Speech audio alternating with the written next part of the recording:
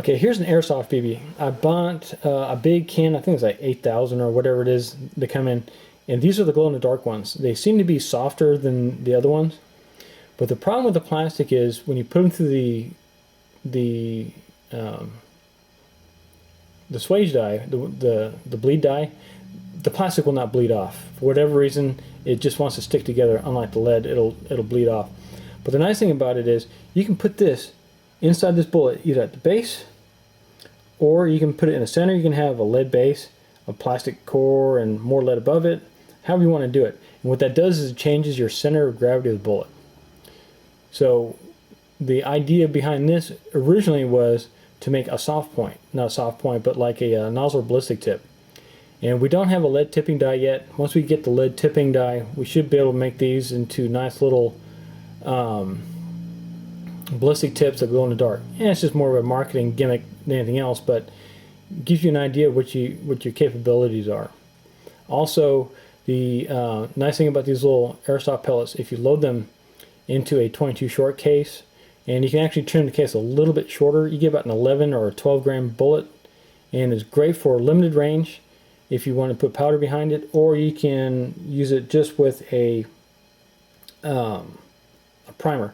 You have to shorten the case a little bit so you get the absolute minimum amount of bearing surface, so there's very little friction once this thing engages rifling. It'll still spin, but you don't want it to get stuck. So these are going to be a lot of fun too later down the road. The other thing too we've been experimenting with as well is not so much with the plastic pellets, but with the steel BBs. We're looking at using those in different applications as well. Eventually what we're going to try to do is figure out a way of seating a concrete penetrating nail in here so we can make a full length penetrating core like an M855 bullet, but with a full length core, which will give you a much greater ability to penetrate concrete and steel. We still need to find out the legality of that before we start actually screwing around with it. We don't want anybody into any trouble, especially me.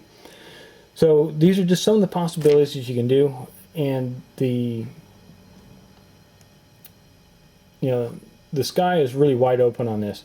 We're actually going to start experimenting using fired small rifle primers in here, just the cups, to make a partition.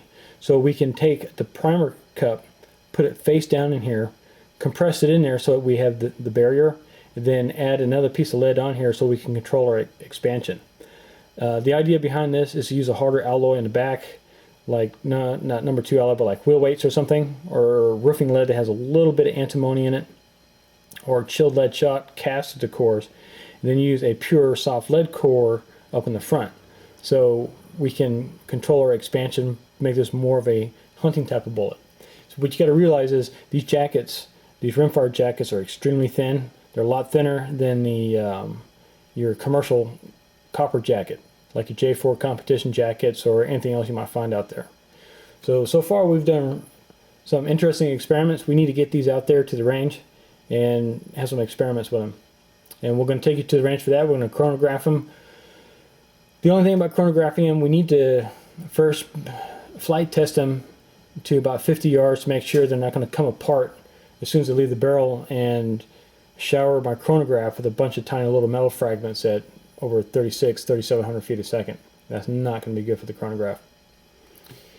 So, and the other thing we're going to start working on is some full metal jackets. I'm still trying to develop a full metal jacket version of this so we can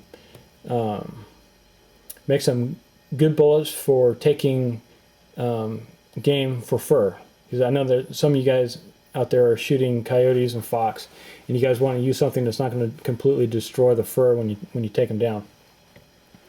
Thanks for watching.